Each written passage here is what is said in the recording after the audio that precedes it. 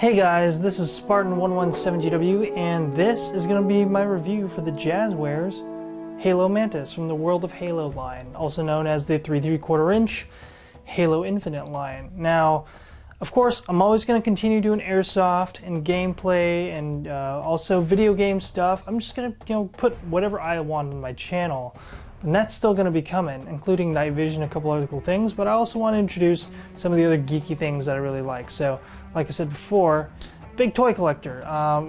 If you didn't know, just by following my Instagram, then you probably know now. So, I also did Gundam in the past, so I've always been a huge nerd, and I've always loved Halo. I've literally been playing Halo since this long, so if you know what this is, then you know. But I've always been a huge Halo fan. Star Wars, Jurassic Park, Halo, some of my favorite franchises. You can even see in the background my huge Star Wars collection. And I'm a very technical guy to an extent, so I always like to see the differences between the different manufacturers and how they treat their toy collection line. So the way Jazwares does theirs, Hasbro, and even Mattel with Jurassic Park, and gotta give props, all three companies do something very well. And I think one thing that Jazwares have done is and even Mattel as well, is introducing vehicles and toys with more scale. So this is the Halo Mantis, which is a vehicle that was introduced in Halo 4.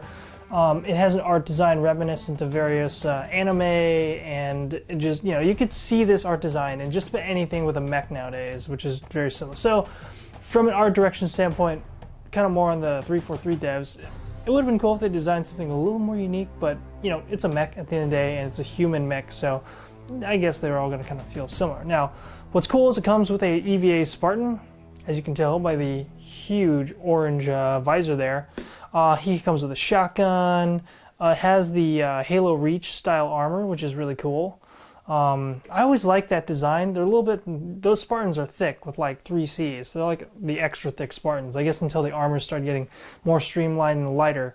Yeah, the Halo Mantis, so my nearest near-peer comparison, if you will, would be something like the ATST from Hasbro, something that stands on 2 legs and is meant to go with the 3¾ inch line. What I like about this, it's a huge plus, because it's probably one of the biggest cons of the ATST, is, especially for posability, right, is the ability for it to stand on its own. It's just kind of amazing that it's hard to find toys nowadays, even from premier manufacturers, where you'll still have issues with toys being able to stand on their own. The Halo Mantis is one of those toys where that was like one of the first things I noticed out of the box, slapped it together, put it down, stands on its own. So that's awesome. I mean, I know that should be a base requirement, but the fact that it does it and it is able to be posed so beautifully is really cool. Now, you might notice there's a little bit extra wear and a little bit extra deco on this guy.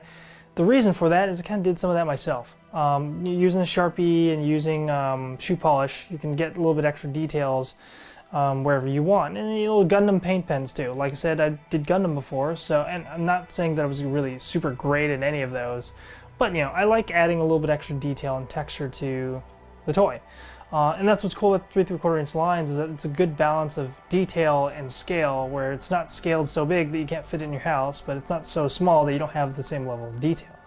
Now, one thing, kind of mentioning that, is that's one weak point I feel with the Jazwares line, is not a lot of art deco. I mean, there's good art deco, but just small, subtle details, like something I was able to do in 5 minutes. I kind of wish it came looking more like this out of the box. Being priced at like $40, and you look at your competitors, I mean, even some of the Star Wars line, the molds are amazing. And the deco is pretty good depending on which, like for example, like if you get the Mandalorian ATST, it is completely different deco than the standard version, which is kind of plain. So the capability I've seen from various manufacturers kind of ranges, but I think for the price point at $39.95 or $39.99, it would have been nice to have a little bit more extra art deco. Now, it has a very simple place to put your figure right in there, and this guy just drops right on down. He's not posed or anything for sitting in there, so pardon the he's just not posed for that, but you get the idea. You could put like a Marine or a Spartan in there. God, I really hope they make 8 ODSTs. I mean, they will.